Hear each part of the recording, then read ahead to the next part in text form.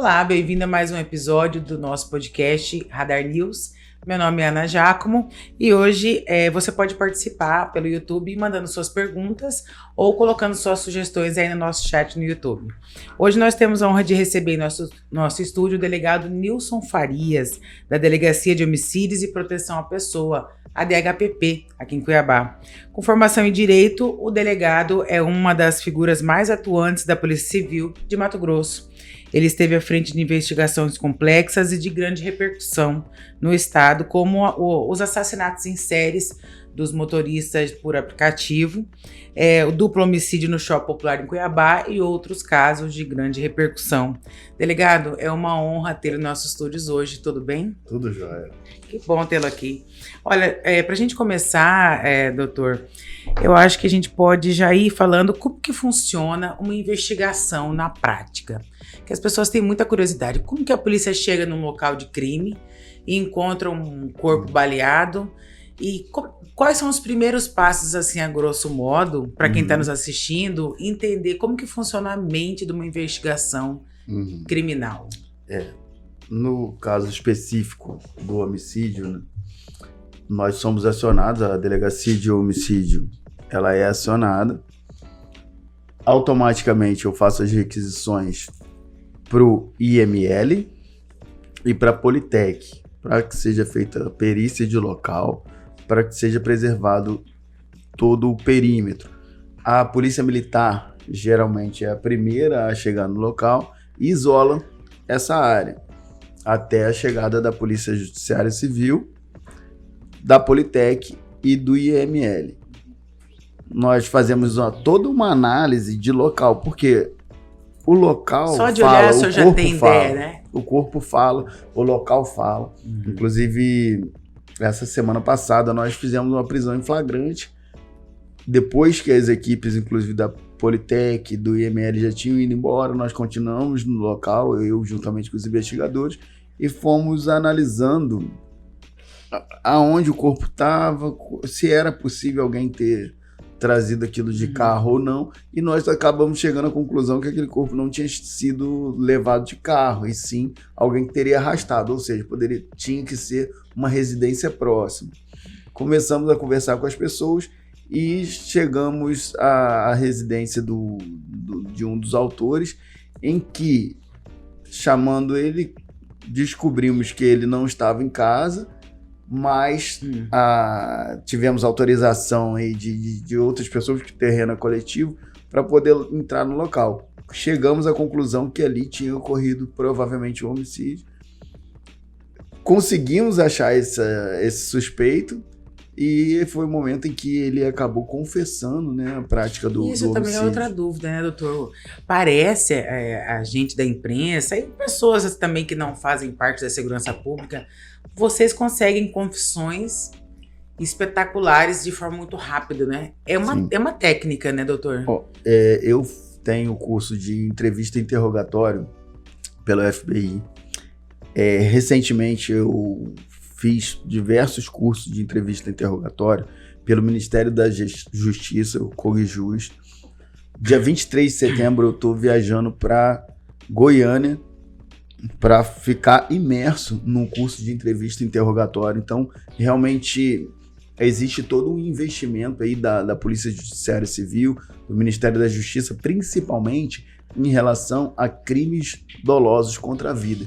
Então, os profissionais que trabalham na Delegacia de Homicídio, ontem mesmo, todos estavam empenhados em um curso também. Então, nós realmente participamos de muitos cursos específicos, seja na área de tecnologia, seja na área de entrevista, interrogatório, estabilização emocional. Por quê? Toda semana eu vou em um local de homicídio. Os profissionais, principalmente os delegados da Delegacia de Homicídio, eles trabalham o expediente e, além do expediente, nós fazemos de 6 em 6 dias um plantão de 24 horas. O que significa? Qualquer homicídio que ocorrer em Cuiabá e Várzea Grande fica a cargo daquele delegado de polícia atender o local. Então você trabalha dias de semana, 8 horas, 10 horas? Como não, que é? aí no caso você acaba fazendo uma compensação do horário para poder. Você tem o seu dia de folga, né? Senão a mente não aguenta. Mas esse dia do plantão específico Qualquer é um dia coisa que cair é intenso, seu. intenso, aonde você é acordado de madrugada e você vê muito desgaste. Por exemplo, casos de suicídio não são divulgados na imprensa, porém, nós estamos ali. E tem acontecido bastante, né, doutor? Entendeu? Tem acontecido. Então, nem sempre chega ao conhecimento da população, mas a delegacia de homicídio, além dos casos de homicídio, atende suicídio, atende morte natural. Porque às vezes tem uma morte natural que foi dentro de uma residência, não tem ninguém. Não tem testemunha, às vezes o corpo está até em decomposição. Exatamente. Há um tempo. E precisa de uma investigação, porque Sim. pode ter sido um homicídio, pode ter. Então, se existe um risco de ser um homicídio, nós estamos lá. Se tiver algum indício, né, de homicídio, algum que menor que seja, o corpo em decomposição já é um indício, já não dá para falar que tem, mas também não dá para falar que não tem. Então, todos os corpos em decomposição, a equipe de homicídio atende. Agora, voltando para o interrogatório, que é uma curiosidade de muita gente. Eu falei que o senhor viria hoje e várias pessoas falam, pergunta para ele isso, pergunta para ele aquilo. Então, o pessoal quer entender. Você tem como falar para a gente algumas dicas de que você aprendeu nesse curso de interrogatório, que você pega a mentira na hora? Quais são os sinais assim que é comum entre os que são criminosos, que você já percebe, tá mentindo aí, tem alguma dica? Não, é porque realmente é muito peculiar, é muito particular de cada pessoa, como ela reage. Então, inclusive é uma das coisas que nós aprendemos, não pré-julgar, porque eu não olho o entrevistado, o interrogado, já acreditando na minha pré-concepção de que é ele, porque senão... Você vai zero. Porque senão eu acabo correndo o risco de causar uma injustiça. Sim. E às vezes aquela pessoa, ela pode estar apresentando um comportamento de nervosismo por estar na presença de uma autoridade policial. Sim, numa e cena não de porque crime, não porque ela matou alguém. Então, essa evolução nós aprendemos principalmente nos cursos. Por quê? Hoje existe também, não é só descobrir quem matou, mas é você chegar o mais próximo possível da verdade. Porque a investigação, nós não temos um lado, é diferente, por exemplo, o Ministério Público, a função dele é acusar, é prender, tá sempre ali no lado, numa dicotomia com o advogado. O advogado que quer defender, o Ministério Público quer acusar, e o juiz está lá para ser imparcial. E nossa função como polícia investigativa não é acusar, nós até subsidiamos o Ministério Público de Elementos, mas também subsidiamos a defesa. Então, qual que é a missão da Polícia Civil num interrogatório, num local de crime? Chegar o mais próximo da verdade. A Polícia Civil não tem lado, esse entendeu? primeiro momento de reconhecimento, de partindo pelo pressuposto de que a pessoa não é. Existe algum comportamento comum dos criminosos? Não, porque cada pessoa é única, entendeu? Então, é exatamente pensa isso. assim, começa a gaguejar, ou de repente você começa, que a gente vê em filme, né? Começa a perguntar várias vezes a mesma coisa, a pessoa começa a esquecer, porque quem mente, muitas vezes não lembra de detalhes, né? Porque como é uma mentira, ele conta uma parte, depois conta outra, então eu pensei que de repente Só que existia. assim, o que é, como eu falei, o objetivo é chegar mais próximo possível da verdade. Então, quanto mais a pessoa colabora com a investigação, melhor é. Por quê? Porque nós vamos fazer uma análise de elementos técnicos e esses elementos técnicos eles vão subsidiar o que veio construído de forma subjetiva. O que a pessoa trouxe ali de forma cognitiva, subjetiva, ela pode falar o que ela quiser. Porém, os elementos técnicos da investigação vão ser a favor do que você falou ou também podem ser contrários ao que você falou. Então, realmente é bem complexo. Trabalha com provas, né, doutor? Exatamente. Porque, como eu falei, qual é o objetivo maior? Eu não quero que você confesse. Eu quero descobrir a verdade. Então, quando eu faço um interrogatório de alguém, ou oitiva de alguém, eu tô aqui para te escutar. Eu não tô aqui para julgar. E aí, os elementos de prova técnicos construídos durante a nossa investigação, esses elementos que vão concatenar com o que você falou ou não. Já teve caso do senhor estar interrogando ou estar fazendo uma investigação e a pessoa confessar e você ficar surpreso? Sim, já ocorreu da pessoa negar, não falar que não fez. Porém, o homicídio, ele envolve um fator emocional.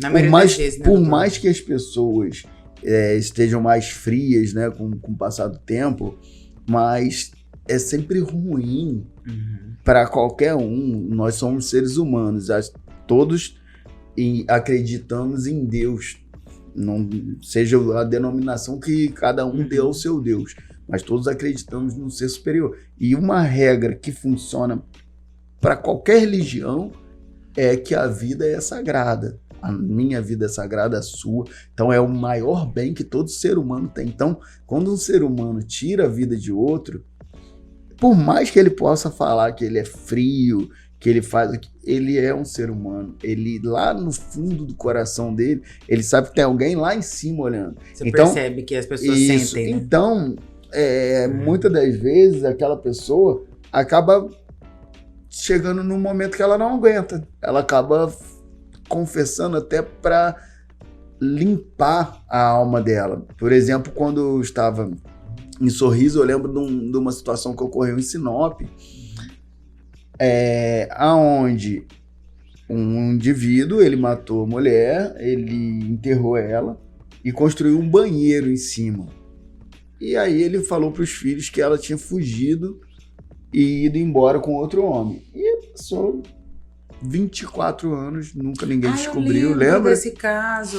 E até que um dia ele foi na delegacia e ele contou. falou, ó, ela tá... Aí teve que tirar toda a família da casa, quebrar o banheiro. E acharam as ossadas. Acharam as ossadas da mulher. Então, assim, isso significa que ele ficou preso. 24 Talvez se ele tivesse ficado na prisão, ele poderia nem ter sofrido tanto. Porque é um sofrimento, entendeu? Aquilo ali, ele teve que falar, porque ele já não devia aguentar mais. Porque, como eu falei, existe um Deus que vê tudo. Então, todo ser humano carrega esse fardo. Então, quando você fala de homicídio, muitas das vezes a pessoa, num primeiro momento, ela é forte, mas depois ela... vem a consciência, né? Sim. Acho que as cenas, né? Agora, o senhor fala em homicídio, existem sentimentos, mas existe um crime de mando. Aí é diferente, né? A pessoa já é pistoleira, já trabalha, entre aspas, trabalha com isso, recebeu por isso. É diferente esse tipo de investigação, doutor? Quando você fala do mandante, talvez o mandante ele não tenha tanto sentimento, que ele não pegou ali para executar. Ele vai, coloca um terceiro para fazer. Esse terceiro, certamente, ele tem a sua... toda essa carga. Independente dele ser um pistoleiro, ele é um ser humano. Então ele vai ter essa carga emocional. E muitas das vezes, quando ele é preso, ele talvez sempre fez no automático. E nunca ninguém confrontou ele para pensar, raciocinar no que ele estava fazendo de errado. E quando ele se depara, né, um exemplo é as terapias psicológicas. Muita gente vive no automático. E aí um dia você resolve fazer uma terapia, você chega para falar com uma mulher que você não conhece, ou um homem que você não conhece, e você desaba a chorar. Por quê? Porque muitas das vezes você tá tão no automático que você não parou para pensar nos seus problemas. E quando você para pensar é onde você, meu Deus do céu, o que está acontecendo com a minha vida? E às vezes um pistoleiro também, ele é um ser humano. E talvez naquele momento em que ele é preso e ele é confrontado com o que ele tem feito, é o momento em que ele desaba, que ele fala, o que eu me tornei?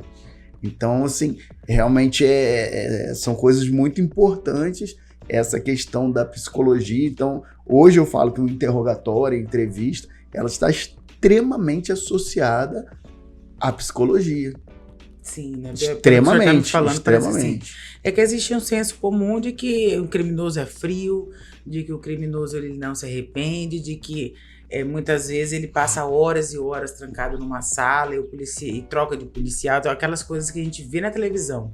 Então, sim, o senhor está mostrando pra gente que são técnicas e que as pessoas têm, sim, sentimentos, né? Sim, e que acabam confessando para se livrar. São técnicas que foram evoluindo, né? E hoje, principalmente quem participa de capacitação, é essa que é a grande questão. Existem os que querem se qualificar e buscam esse conhecimento, e as pessoas que não. Mas, assim, hoje, as técnicas modernas, elas nos fazem entender que, por mais cruel que possa ser uma pessoa, ela, e o ato que ela fez, ela não deixa de ser um ser humano, e quando você conversa com ela, demonstrando que você entende que ela é um ser humano, mas é um ser humano que errou. Esse ser humano, ele tem que ser punido, porque ele praticou um ato de barbárie, e essa barbárie, quando você mata uma outra pessoa, essa outra pessoa, ela tem família, igual eu tenho minha filha, né, tenho criança em casa, você tem todo um trabalho.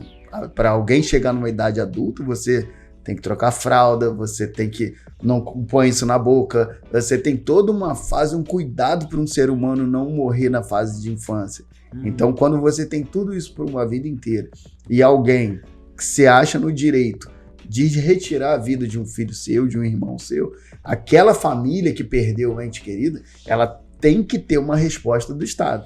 Essa resposta é o homicídio, delegacia de homicídio. Falando sobre isso, esse tipo de comportamento, crimes como o do pai e do filho que foram encontrados num cemitério clandestino, em Várzea Grande, e também a execução de uma jovem, que é a Vitória Camille, que foi vítima de feminicídio também, né, de uma forma...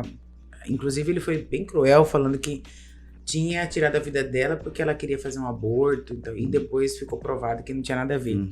Mas isso mostra uma realidade cruel do ser humano que nós estamos falando. Que tipo de padrão ou característica o senhor observa na violência que tem atingido jovens e famílias aqui na região metropolitana? Sim, você deu esse exemplo em que o jovem, né, ele fala que ela queria fazer um aborto.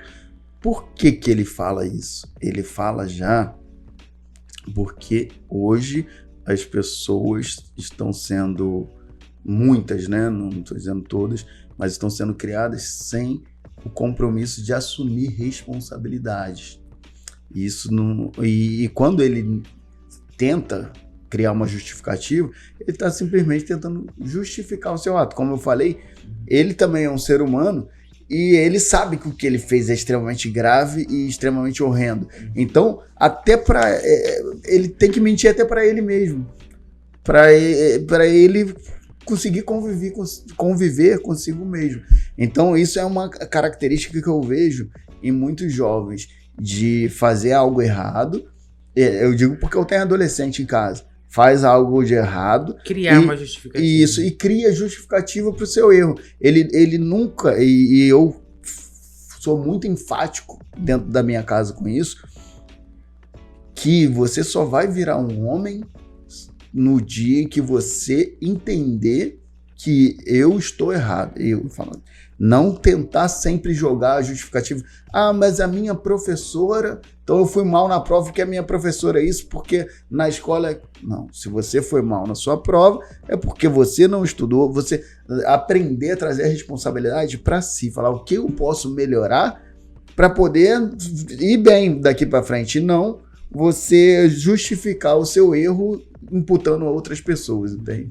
Existe algum caso, Nilson, que te marcou, que pelo jeito você tem acompanhamento psicológico, você tem demonstrado ter bastante controle emocional, mas tem algum caso que te marcou ao ponto de, às vezes, você se lembrar, seja pela crueldade, seja pelo desfecho surpreendente? Então, por incrível que pareça, eu tô acostumado, né, como falei, toda semana a ver corpo dilacerado, ver corpo com disparo de arma de fogo, faca, e você vai criando uma casca, você vai entrando no automático.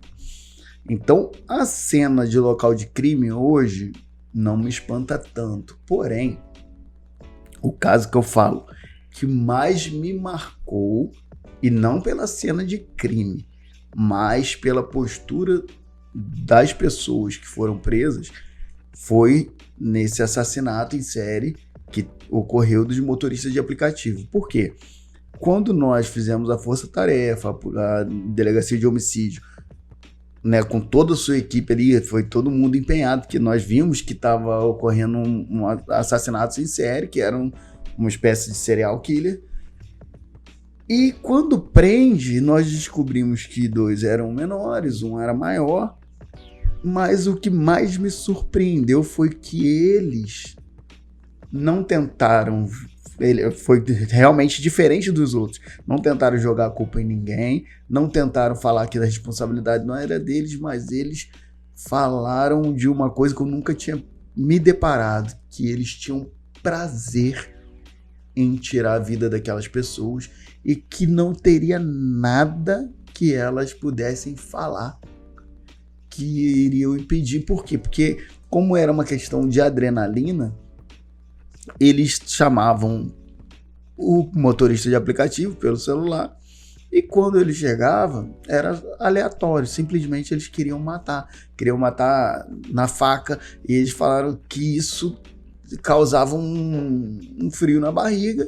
E no outro dia eles falaram que, e eu perguntei se ele se arrependia, ele falou que não se arrependia e que estava tudo bem. Só que eu lembro perfeitamente de um dia que eu encontrei uma jovem filha de uma das vítimas que queria ver o pai e eu não autorizei, mas falei assim, ó, mas você quer ver? Aqui tem a foto. E aí ela viu o tênis. Quando ela viu o tênis dele, ela falou, poxa, o tênis novinho que o meu pai tava todo bobo porque comprou. Ou seja, quando você faz isso com alguém, você tá tirando alguém que te ama. Você tá tirando alguém que cuida de você, alguém que tá saindo para trabalhar ali no carro de aplicativo para te dar. Então, essa pessoa tem uma família, uma pessoa tem uma base. Então, um ser humano se sentir no direito de ir lá, fala assim, vamos fazer uma brincadeira, vamos chamar alguém então, aqui não era para roubar matar. exatamente, né? Não, as pessoas começaram a pegar o carro para negociar, porque aí viram o valor econômico. Mas o motivo deles fazer real era o prazer que eles estavam, a adrenalina que aquilo dava. E só para lembrar, medo doutor, de ser como é que pego. foi? Foram 3, né? Foram 3. Aí encontrou num dia. Isso, ocorreu salvo engano, sexta, sábado e no domingo. Foi um dia atrás do outro. Um dia atrás do outro, foram sequências. E quando chegou no de sábado, já deu o alerta. No segundo, você já de novo. E o núcleo de desaparecidos da nossa delegacia é um setor muito, muito atuante, entendeu? São investigadores, assim, que quando você fala que desapareceu alguém, eles farejam, vai atrás, qualquer minuto de pista é importante. Quando desaparece alguém, o tempo é importante porque não necessariamente aquela pessoa já morreu. Então, talvez um dos setores mais difíceis da delegacia hoje, eu dou os parabéns para o setor de desaparecidos, que lá nós somos setorizados, né? É mais difícil porque desapareceu, então assim, pode estar vivo e talvez se você demorar, você pode falar, poxa, se eu tivesse sido mais rápido, poderia ter salvo essa pessoa. Aí no sábado vocês encontraram outro corpo, no domingo vocês tiveram certeza, tem alguma coisa acontecendo, mas nunca esperava que era. E aí foi onde eles conseguiram encontrar o padrão, né, porque viram um mesmo padrão nesses casos, conseguiram identificar os jovens e foi quando eles entregaram onde estava cada corpo escondido. E como eu falei, o que mais me marcou não foi o corpo em si, mas a forma com que esses meninos falaram. Parecem psicopatas, né, doutor? Sim, então assim, o que aconteceu foi muito com eles? triste, foi o caso mais triste assim da minha carreira. Eles ainda estão... Eles estão apreendidos os menores, né, e o maior preso, e depois teve mais desdobramento, pedidos de prisão também. Agora, outra coisa também que o senhor fez um alerta à população sobre os perigos de fotos com gestos, né, que são considerados simbologias de facções. Uhum. Parece que deu uma melhorada nessa questão desses assassinatos, mas Sim. a gente teve uma onda muito assustadora. O senhor poderia explicar para a gente a dimensão desse problema aqui em Mato Grosso? Sim. E como que a DHPP monitora? Uhum. Nós tivemos um problema durante um período e, ao meu ver, foi importante conscientizar a população. E quando eu falo em população, inclusive quando você está no meio de comunicação, isso chega inclusive aos criminosos. Sim, né? E assim, essa conscientização veio para quê? Para mostrar que até o indivíduo que estava fazendo isso, ele estava fazendo uma loucura, porque não tinha lógica você querer extirpar a vida de uma pessoa por um gesto. Então, assim, por quê? Porque ele pode cometer injustiças que são irreversíveis. E parece que foi cometido, né? Inclusive, Sim. naquele caso das duas irmãs, no interior, uma era exatamente. Então, assim, até mesmo nessa seara criminal, para toda a população como um todo, quem seja quem está certo e quem não está, mas para que todos entendam que isso não tem lógica alguma. Uma coisa, mesmo que tenha facções, que a facção se identifique, são rivais, né? Mas a população ela não pode ser repreendida porque fez um símbolo, porque às vezes a pessoa está ali e fez um símbolo sem nem saber o que é a dimensão desse problema hoje? Hoje eu creio que depois que foi divulgado, foi comunicado, deu uma parada assim brusca, porque eu acredito que todos de alguma forma se conscientizaram que isso era uma besteira. Então eu falo que assim, hoje não temos esse tipo de problema mais, não está tendo. Então assim, e é exatamente isso que queremos, que tenha uma população livre, uma população que possa fazer o gesto que quiser, sem ser repreendida. A partir de agora você não pode fazer isso ou aquilo. Não, nós vivemos no Estado democrático de direito, onde o Estado, né, ele se propõe a manter a liberdade dessas pessoas. Então nós como Estado temos que manter. E eu penso que naquele momento ali, que as coisas estavam inflamadas, foi de extrema importância ter divulgado, ter falado para a população, gente, vamos parar, segurar um tempo, porque tá acontecendo coisas bizarras, porque eu considero bizarro o que estava acontecendo.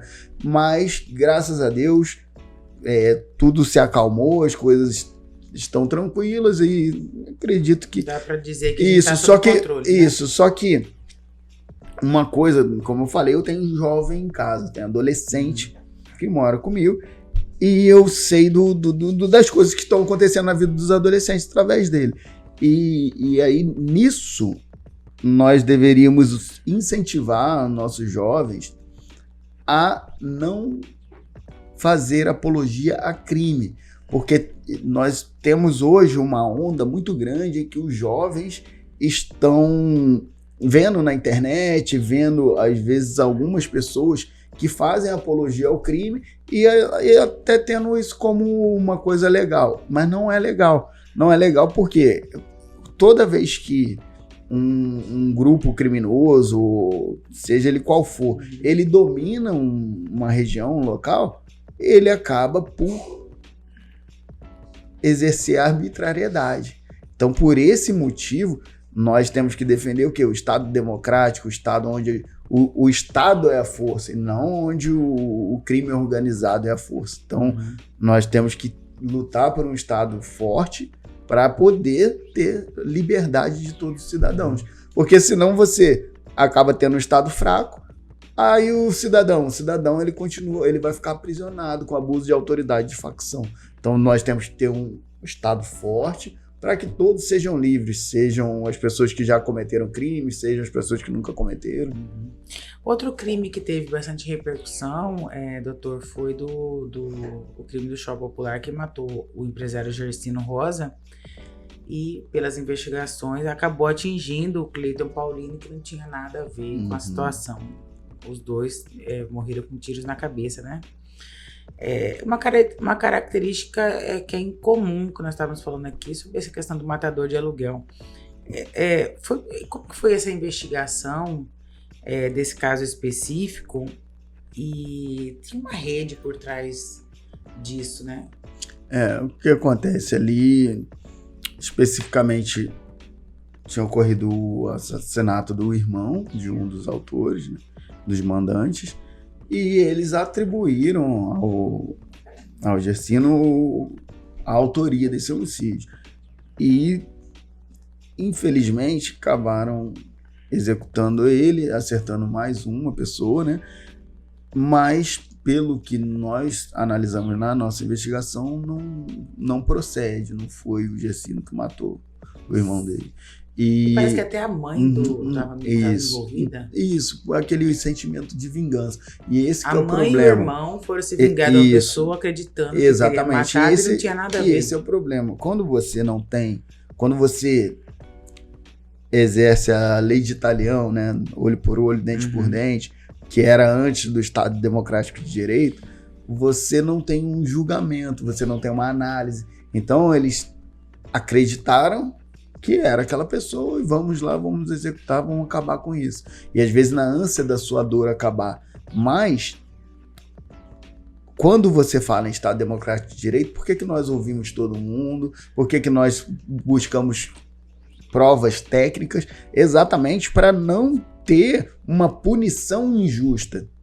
Nós queremos punir quem realmente fez. Então, nesse caso específico, você não tem mais volta.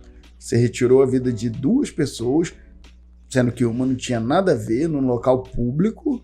Cheio de gente, criança. Cheio de gente, poderia atingir terceiros, e você não resolveu o problema. E mesmo que fosse ele o autor, também não teria resolvido, porque você não traz a pessoa que você ama de volta. E aí, no caso, foram presos, perderam a liberdade, então, se já tinha um problema, agora tem um monte de problema.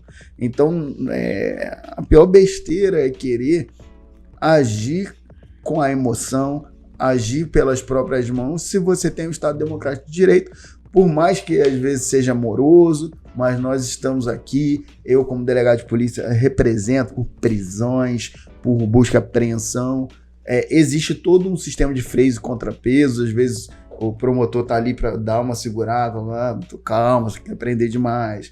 O juiz também analisa, fala, acho que o doutor Nilson está emocionado. E é exatamente esse equilíbrio que faz nós termos um sistema de justiça.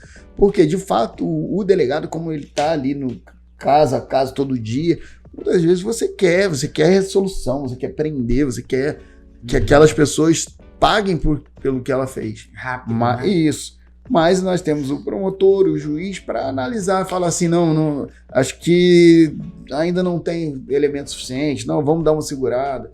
E às vezes, quando isso aperta, nós vamos lá, temos a liberdade de sentar com promotores, com juízes, e de falar, doutor, esse caso é assim. Temos o delegado titular da delegacia, doutor Caio, que faz essa intermediação de forma exemplar, entendeu? Então, esse caso do Shopping Popular foi bem chocante. Ele foi em 2023, se eu não me engano. Acho que foi. Esse ano, 2025, e surpreendentemente, nós já estamos quase indo para o final do ano, passou muito rápido, né? Muito rápido. Teve algum caso que aconteceu esse ano que teve essa repercussão e que o senhor participou? Essa percepção de criminalidade, de casos chocantes que o senhor pode compartilhar conosco? Nós tivemos agora recente um desaparecimento de um corpo de um rapaz que veio de Maragogi, e a facção sequestrou ele, a mulher e o filho, né? Depois acabou retirando a vida dele. A equipe do Corpo de Bombeiros com farejador foi espetacular para localizar o corpo. E esse caso é um caso que me fez refletir sobre a necessidade de um combate ainda mais veemente ainda à atuação de grupos, né, que se sentem no direito de retirar a vida de pessoas. Por quê? O Estado ele tem que ter uma mão de ferro maior ali. Hoje nós temos o nosso governador do Estado que apoia muito a ação contundente das forças de segurança, mas apoia bastante. E isso é muito bom.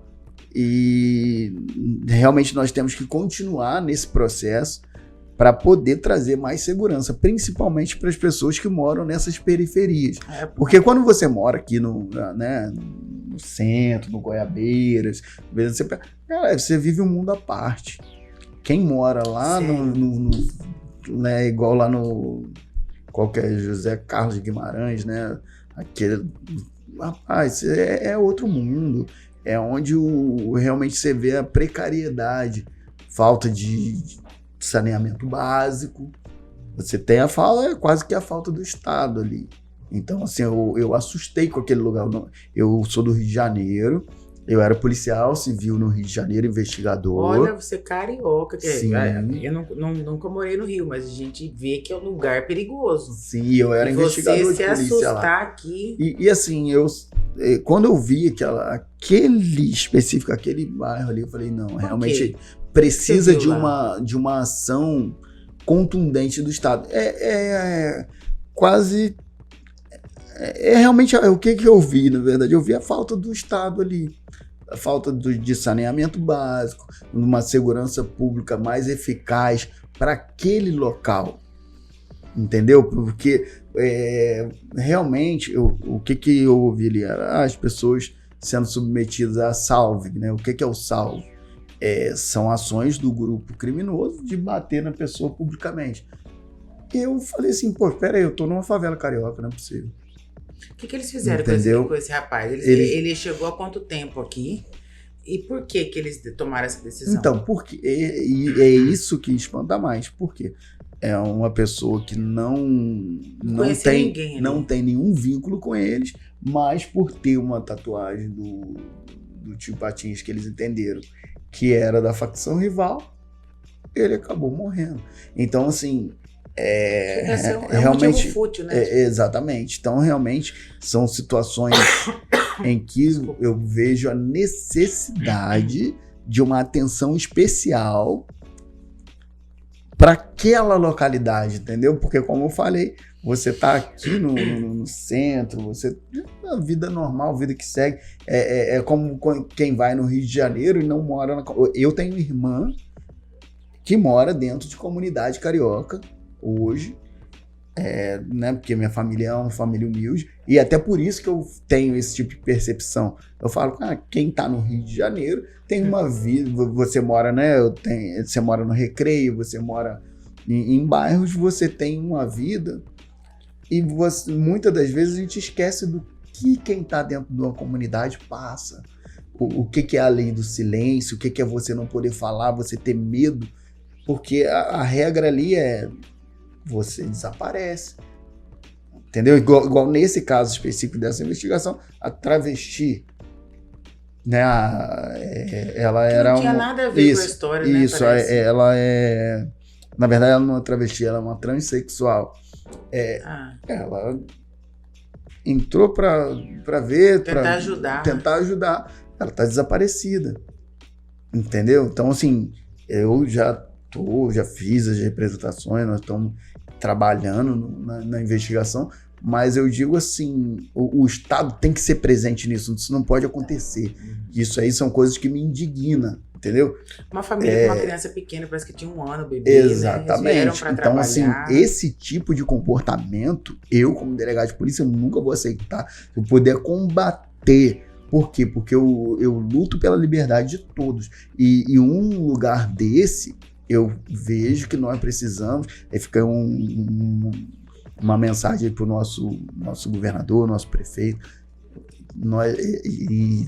toda a comunidade que puder auxiliar tem que dar uma atenção naquela localidade. Ó, escreve o que eu tô falando. Se nós não tomarmos uma atitude agora, dentro de 5, 6, 7 anos, nós só vamos entrar naquele local com operação policial. Você não vai conseguir mais intimar uma pessoa. Hoje eu tenho muito orgulho de falar que em Cuiabá e Várzea Grande não tem lugar que a polícia não entra. E eu quero, daqui a 7 anos, 10 anos, poder continuar falando isso. Mas se nós deixarmos locais isolados, ermos, sem atuação da polícia... Mas aí não é só polícia. Rio, né, doutor? Isso, não é só polícia. Entra o BOP, igual, né? Eu falei, é saneamento básico, é creche, tem escola lá, não tô falando que não tem nada. Mas assim, temos que dar uma atenção maior, porque se está acontecendo isso agora, daqui a 5, 6, 7 anos... eu quero até que fique registrado aqui, porque daqui a 7 anos eu quero poder voltar aqui e falar assim, queimei a língua. Nós hoje ainda continuamos entrando com uma viatura. Eu quero muito que aconteça isso. Quando o senhor fala em só vai entrar em alguns lugares com operações especiais, o senhor fala como acontece no Rio, é Caveirão, é BOP e tal. Exatamente. O senhor tem mapeado esses bairros? O senhor pode citar... A sensação é que nesses lugares prevalece o que? A lei do silêncio, realmente precisa de uma atuação estatal com um olhar diferente. Fala, gente, vamos lá, vamos botar o que? Assistência social da prefeitura, vamos mais lá. Precisa colocar uma unidade de polícia? Coloca uma unidade. E assim, nós, dentro das nossas forças, polícia militar, polícia civil, polícia militar extremamente atuante também, mas só que nós não podemos, na maioria das vezes, você não fica lá 24 horas. E aí, na hora que você sai, entendeu? É só você virar as costas. Então, é um local que eu penso que tem que ser dada uma atenção especial. Eu falo como delegado de polícia, eu assustei quando eu vi aquela localidade. E é uma localidade que, se não der uma atenção especial agora, urgente, vai perder o controle. Doutor, o senhor pode citar locais que têm essa característica? Especificamente que já eu vi só esse. Falar assim, não, especificamente esse. Você pode repetir, por favor? Acho que é naquela região de José Carlos de Guimarães, é um conjunto habitacional. Para que lado que é? Em Várzea Grande. Lá em Várzea Grande. Isso. Foi onde foi localizado o corpo, né? Aquela região ali realmente é uma região, né? Que eu não... Que eu me surpreendi, assim. Quando o senhor fala aí, tudo isso que o senhor disse, hoje, qual que são as maiores dificuldades enfrentadas pela Polícia Civil nesse operacional de investigação? Tem dificuldades que vocês enfrentam? A Polícia Civil, como instituição, como investigação, ela evoluiu, assim... Nossa, nesses 12 anos que eu tô, só tenho a elogiar. Realmente, tecnologia, estrutura do Estado, o Estado dá infraestrutura para as polícias. Hoje, em termos de tecnologia, de equipamento, de tudo, nós não podemos reclamar. O que vocês têm de tecnologia que você pode contar pra gente que é novo, que é utilizado no hoje, por exemplo, as nossas oitivas, elas já são todas feitas, gravadas, a não ser que é uma opção, né? Se não quiser fazer, não faça. Não precisa fazer. Mas você já tem uma tecnologia à disposição. Eu falo que nós temos uma Ferrari, né? Nós temos a Polícia Judiciária Civil do Mato Grosso, ela é uma das que mais possui tecnologia no Brasil. Mais, inclusive, que a Polícia Civil de Brasília e de outros estados grandes. Porque nossas oitivas, elas são gravadas, filmadas, isso traz uma fidedignidade, né? Tanto para quem está sendo investigado, como para o investigador. E o mais legal, ela tem uma transcrição automática. Então, tudo que está sendo filmado ali também, ele é transcrito automaticamente, obedecendo aí os termos do Código de Processo Penal. E armamento, doutor? O comandante do BOP teve aqui, falou a mesma coisa que o senhor falou. Nós temos as melhores armas, O batalhão do BOP tem arma que não tem no Brasil inteiro. Uhum. Aí ele falou tecnicamente e tal. A Polícia Civil tá bem armada também? Sim, temos, como eu falei, em termos de estrutura, nós temos o GOI, o grupamento, o GOI, GCCO, grupamentos assim, extremamente capacitados, policiais operacionais, que quando nós precisamos fazer qualquer operação, nós vamos em toda a estrutura. Somos atendidos em qualquer momento. Se quiser fazer uma operação, precisar do GOI, precisar do GCCO para apoio até numa investigação, nós temos realmente... Hoje nós temos uma Ferrari nas mãos. Nós temos muita potência. E em relação a esses bairros específicos que eu falei, não é questão só da polícia, mas entrar realmente todo um sistema de cuidado ali e presença policial maciça também. Agora, doutor, a gente está vendo uma escalada de feminicídios. O mapa da segurança, de novo, mostra que Mato Grosso continua sendo o estado que mais mata a mulher. Como que o senhor vê essa situação aqui em Mato Grosso? O senhor disse que é do Rio de Janeiro, então dá para fazer até um comparativo. Questão populacional, nós somos muito menos, apesar de ter um território muito grande. O que está acontecendo? O que leva os homens a fazer isso na sua experiência? Ao meu ver, é uma questão cultural. Por quê? Sabemos que, em termos de Estado, por mais que tenhamos tecnologia, temos, né, toda uma estrutura, você tem ainda pensamentos, principalmente, né, eu trabalhei no interior há muito tempo, você tem pensamentos retrógrados em termos de evolução no trato com mulher, entendeu? E muitas vezes até no trato com negro.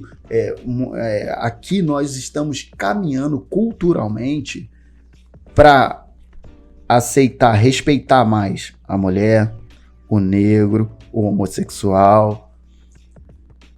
Nós estamos evoluindo culturalmente, mas é um processo. Então, como aqui a tecnologia chegou posteriormente, por mais que chegou, que teve um boom, eu falo por mim, quando eu cheguei aqui há 12 anos atrás,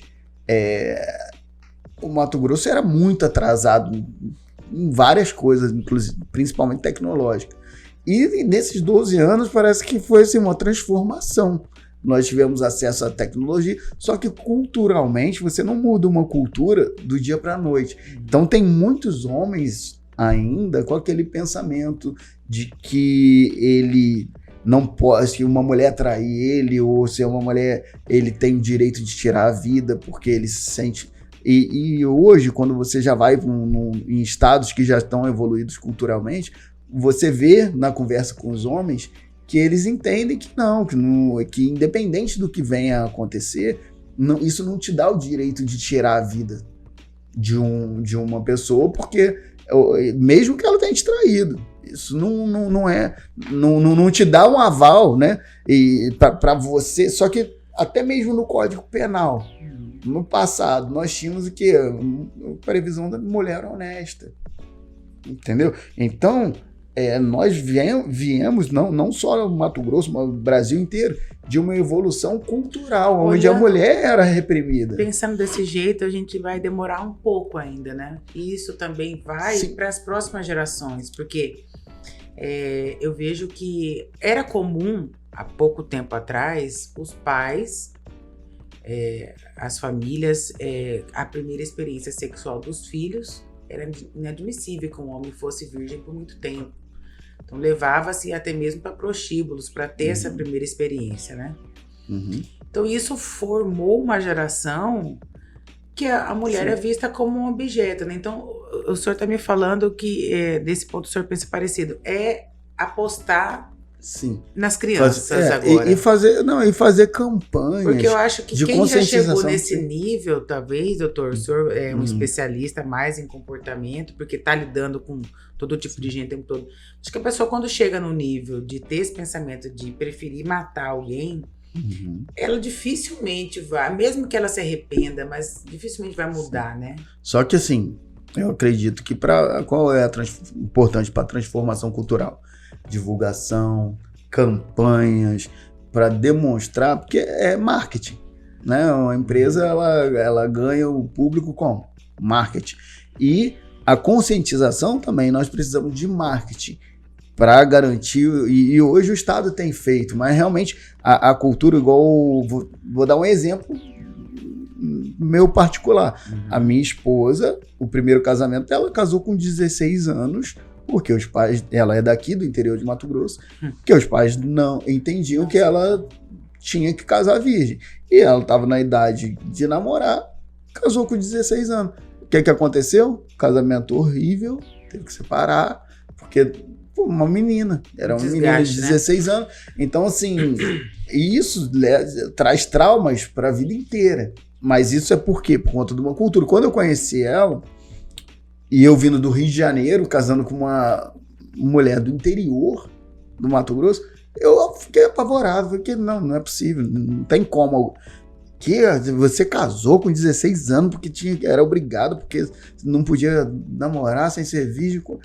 Não entrou na minha cabeça. Mas por quê? Porque eu venho de um estado onde isso aí já ficou para trás há muito tempo culturalmente. Mas aqui eu vi isso na prática, dentro da minha vida.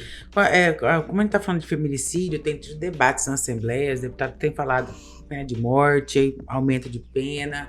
O Senado aprovou 40 anos de pena. O que você acha dessa parte, da vertente da penalização para feminicidas? Qual que é o seu ponto de vista? Eu concordo, penso que tem que ter penas duras. Porém, como eu falei, eu acredito que não é só a pena é uma das coisas, tem que ser, porque tirou a vida de uma pessoa, tem que pagar por isso, né? Porém,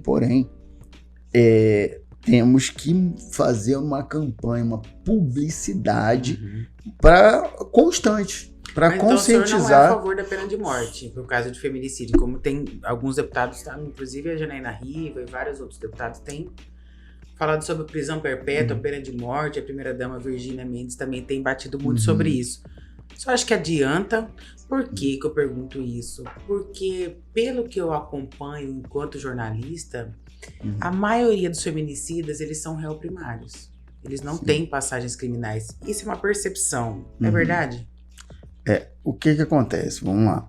Em relação ao feminicida, ou outra pessoa que retirou a vida de alguém, ele é um ser humano.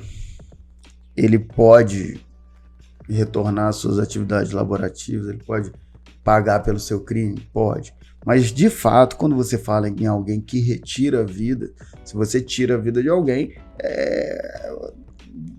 essa pessoa não tem mais possibilidade de viver, né? Você tirou, ela não vai renascer, ela não vai ressuscitar. Então, eu penso que não somente em feminicídio, mas em todo tipo de crime doloso contra a vida, doloso, né?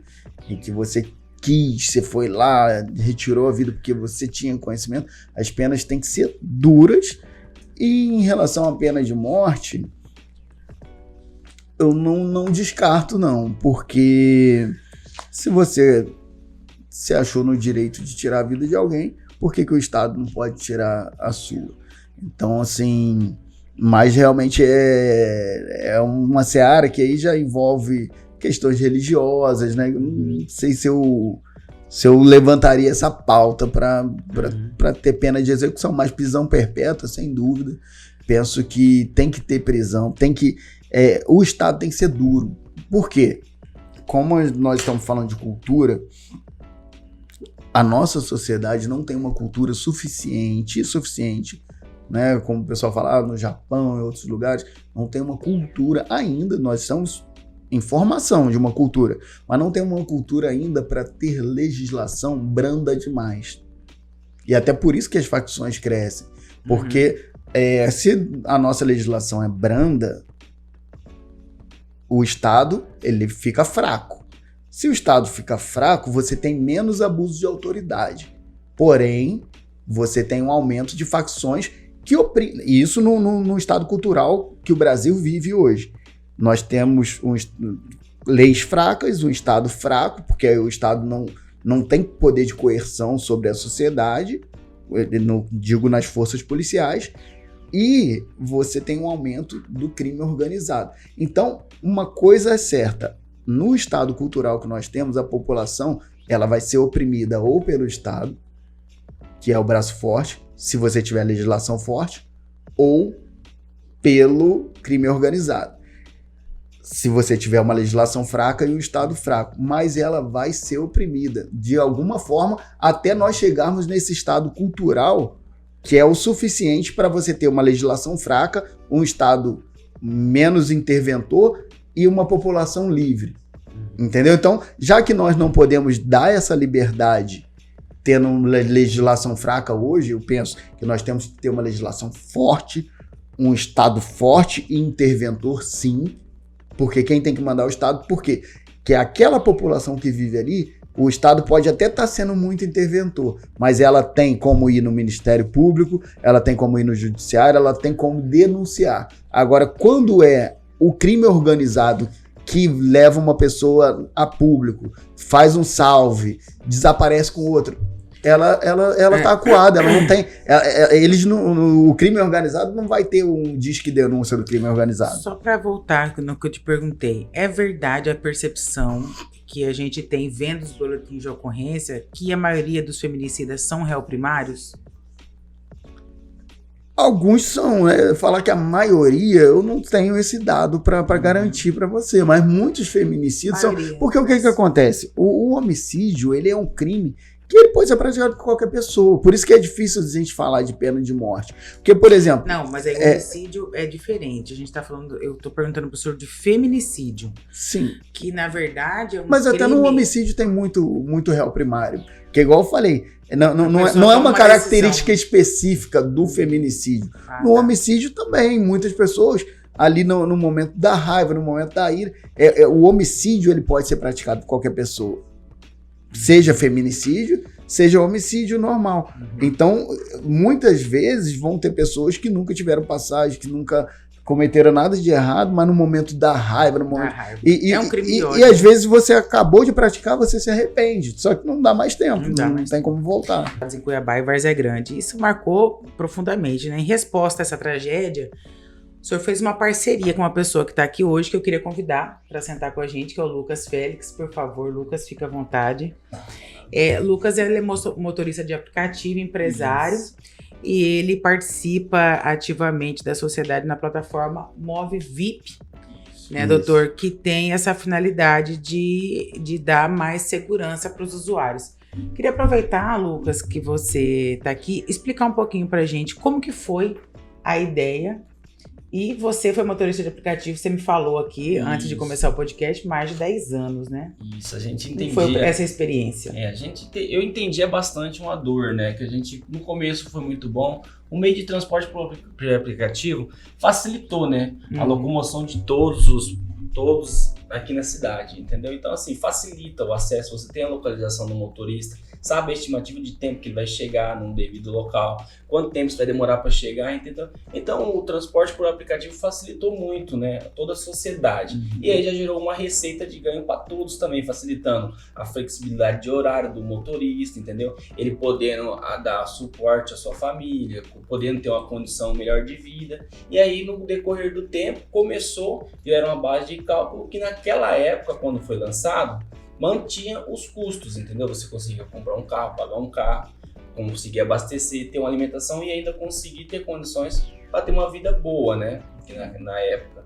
E hoje, do passar do tempo, tudo foi subindo, os valores da corrida foi subindo, porém não foram repassados para o motorista.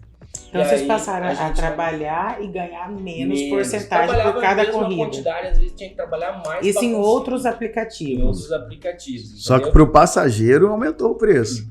Só não aumentou o repasse para o motorista. Não aumentou o repasse para o motorista. Então a gente entendia que era uma dificuldade de manter uma boa operação, uma boa conduta com esse tipo, ganhando menos, né? Porque tudo subiu. Tudo duplicou, triplicou. Combustível tá caríssimo, né? Pra você ter ideia, quando eu comecei a rodar com o aplicativo, o combustível era R$1,59. Entendeu? Etanol? Etanol. Isso há quantos anos? Isso há muitos anos, porque hoje eu vi, tem postos de combustíveis que estão vendendo etanol hoje, dia 29. Hoje é dia 29, né? Assim, é R$4,98 eu cheguei a ver. Chegou hoje a R$4,89, a média de preço hoje. Então tá muito caro. Entendeu? Então esses reajustes é passado para o cliente, mas não é repassado para o motorista, entendeu? Então assim, o motorista está sofrendo muito e não está conseguindo manter uma qualidade suficiente. E eu no decorrer do tempo fui trabalhando e eu via que não precisava mais atender no particular, mas eu não tinha mais a capacidade de atender todo mundo. E aí começamos fazendo grupo de WhatsApp, trazendo alguns amigos, mandando uma corrida para um, para outro, só que eu não tinha esse relatório de ganhos. E é aí, o primeiro aplicativo cuiabano? Assim, que eu entendo aqui na cidade, sim. Que legal. E além disso, parece que tem uma segurança a mais, né, doutor, esse aplicativo, sim, né? Nós criamos aí o botão de alerta, né? E isso depois, como eu trabalhei nesse caso dos assassinatos, e aí foi nisso que eu conheci o Lucas, inclusive, porque todo motorista conversava comigo. Ah, você conheceu ele nessa investigação? Não, eu conheci ele andando de carro de aplicativo e aí conversando sobre a investigação. Nossa, que loucura. E aí nós falamos sobre a necessidade de um projeto, de trazer mais segurança, tanto para o passageiro quanto para o motorista. E aí nós criamos um botão de alerta em que o motorista, quando ele vê que algo está errado, ele já aperta esse botão de alerta. É diferente do botão do pânico. Existe o botão do pânico que é quando já está acontecendo um assalto. Aí que esse é comunicado diretamente para o CIOSP. O nosso não. Dentro do aplicativo, se ele se sentiu inseguro, não precisa ele estar sendo assaltado. Ele já aperta, toca para a localização dele e o alerta vai distribuir para os 5 motoristas mais próximos e além de comunicar a central. Então todo mundo vai ligar para ele, vai acompanhar a corrida. Se não for nada, tudo bem e não precisa ficar incomodando os órgãos de segurança pública. Então foi um cuidado que o aplicativo criou para ser interno e não envolver a área de segurança até que se constate que realmente está acontecendo alguma coisa. Agora a gente entendeu, né, Nilson, que é um suporte, eu entendi, conversando com o Nilson, a gente entendeu que o aplicativo em si é um suporte que deveria dar ao motorista, entendeu? É um suporte humanizado, entender de fato, passar a segurança para ele, coisas que para deixar de acontecer casos que, eu vou embarcar um passageiro ali, pô, aqui não é um local seguro, entendeu? E o que eu vou fazer? Vou sair correndo, e agora o cara já tá aqui, começou a conversar estranho dentro do carro, porque a maioria das vezes o cara entra, boa noite, tudo bem? E aí o motorista não tem a expertise, né, a experiência de locomoção na cidade, e acaba embarcando. E aí como que ele vai fazer? Ele vai parar? E se ele não achar uma polícia? Qual que são as dicas de segurança? Então, a dica, o que eu fazia, né? Não sei se até é o certo, mas assim, graças a Deus já consegui fugir de várias situações. Sério? O que eu fazia, como eu trabalhava na parte da noite, tô chegando próximo ao local, eu desligava o pacote de dados, passava reconhecendo o local para ver os passageiros de fato, entendeu? E depois ligava o dado falando que cheguei. Porque ele não contabilizava, o passageiro entendia que eu parei uma distância atrás. Mas eu estava fazendo um reconhecimento do local. Volta no quarteirão. Isso, para ver se de fato não existia um risco naquela corrida. Entendeu? Quando eu via uma situação de risco, um bairro de risco, onde não tem muito movimento, vou embarcar numa praça, algo assim bem público, onde não tem um registro, ou o passageiro não está saindo de uma residência, entendeu? Sempre, tá numa esquina, para numa esquina e fica outro cara do outro lado. Então, assim, eu fazia esse reconhecimento para evitar esse tipo de segurança. E mesmo assim, você já passou por alguma situação que você... Que eu me senti constrangido? Foi assaltado? Não, graças a Deus, não. Entendeu? Esses dados melhoraram aqui em Cuiabá? Como que está a vida para o profissional de aplicativo hoje? Sim, melhorou, até porque os motoristas também estão utilizando câmeras, além disso, hoje está tudo sendo gravado e realmente a segurança melhorou. E o que acontece? Em relação especificamente ao aplicativo MoveVip, o Lucas ele pensou principalmente nos ganhos do motorista. Ele, como motorista de aplicativo, ele não queria fazer algo que fosse vantajoso só para a plataforma.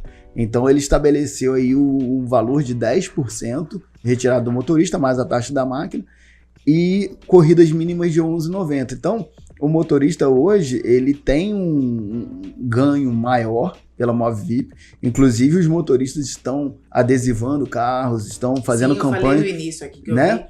tenho visto vários, né? E até como uma curiosidade, esse aplicativo, ele tem quantos cadastrados? É fácil chamar? Como que tem sido na prática? Então, O período de adaptação, como que foi isso? Então, nosso aplicativo hoje, a gente lançou ele em dia 17, né? De junho. 17 de junho do 6. Hoje a gente já conta com mais de 1.500 motoristas aqui em Cuiabá, operando, assim, motoristas que queiram realmente, assim, apoiar, que tá cansado do abuso, né? É a realidade que todos dizem que é abusado, explorado por outras plataformas, por outros aplicativos.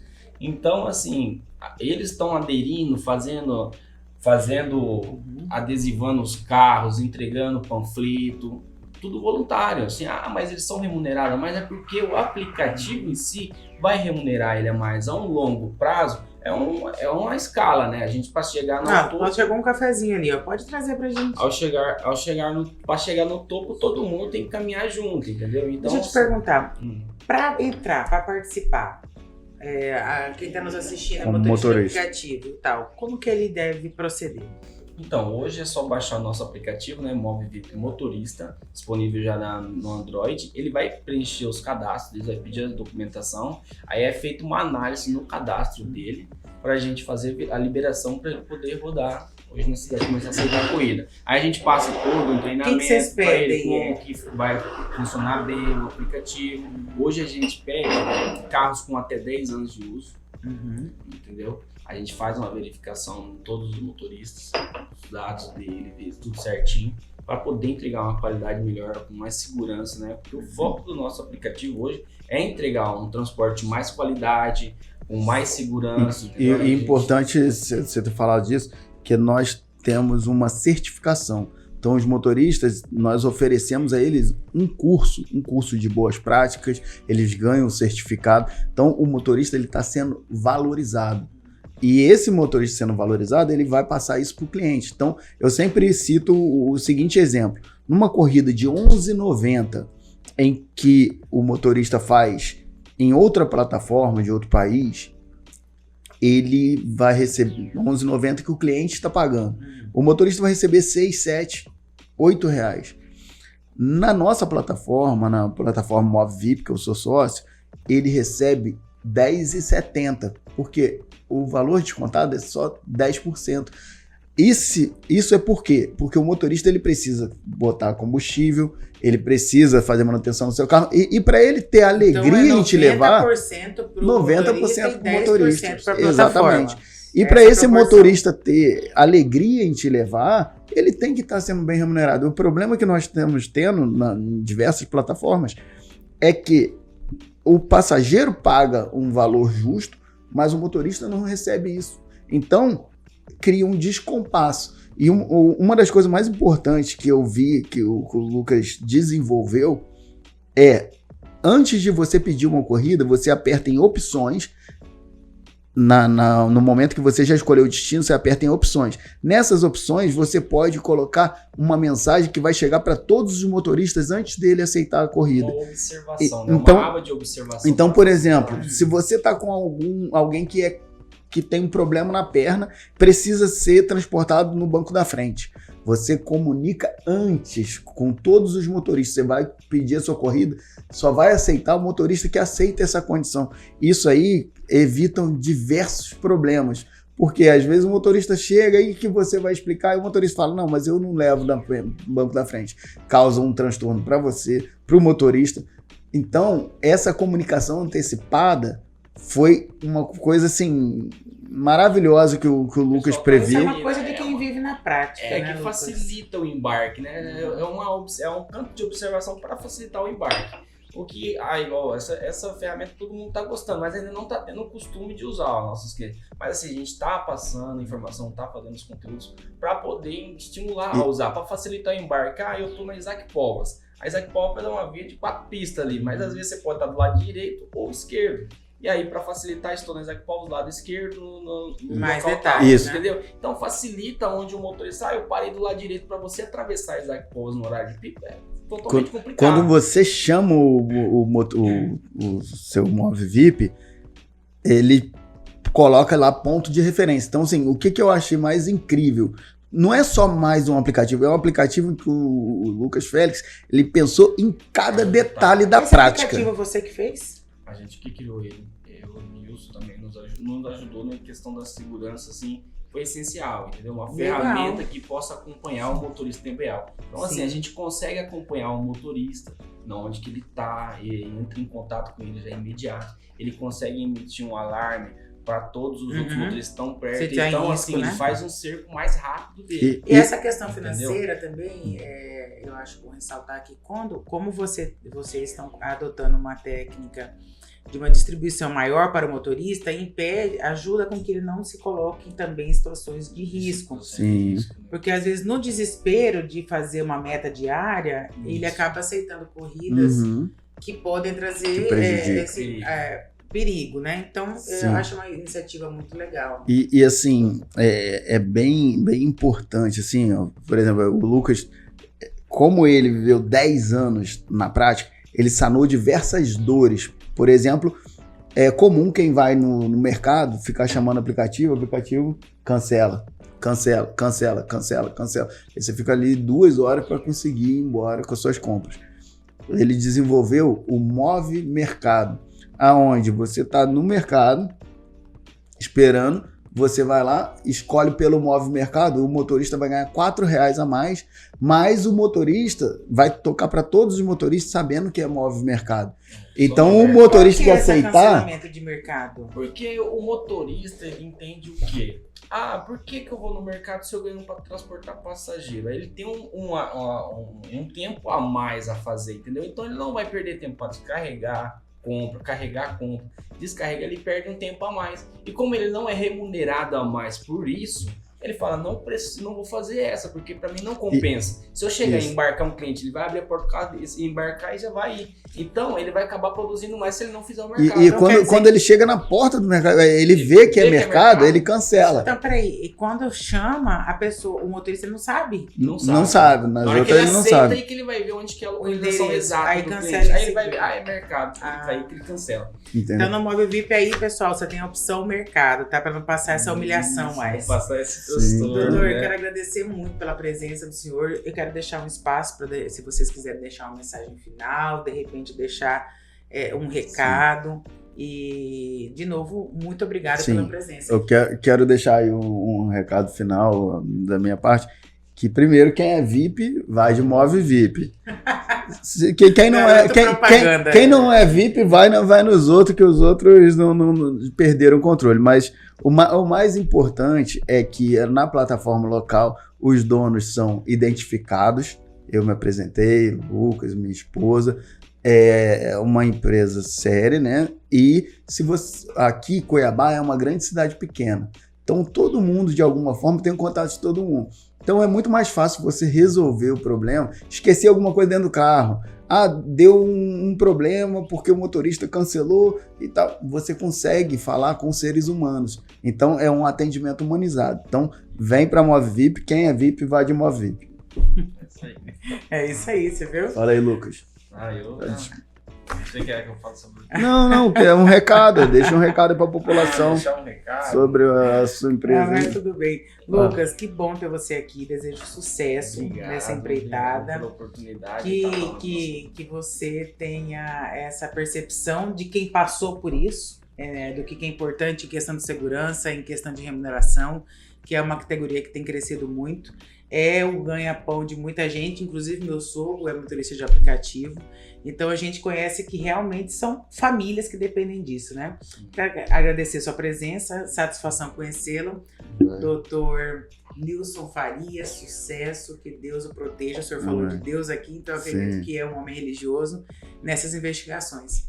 E eu quero aproveitar e agradecer quem está nos assistindo e convidá-los para para acessar os nossos portais, tvunica.com.br e o nosso portal de notícias, unicanews.com.br, para você ficar sempre bem informado.